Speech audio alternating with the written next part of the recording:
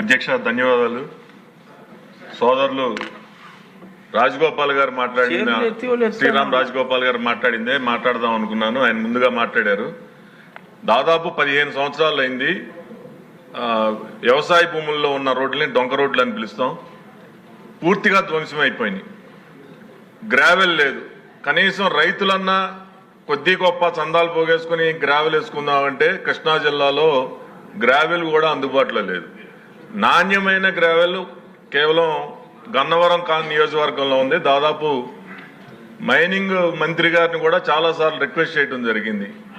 ఈరోజు lorry owners కానీ, real estate వాళ్ళు కానీ, లారీ ఓనర్స్ వాళ్ళ ఎంప్లాయీస్ ఓనర్స్ అయితే ఉపాధి కూడా కోల్పోయారు.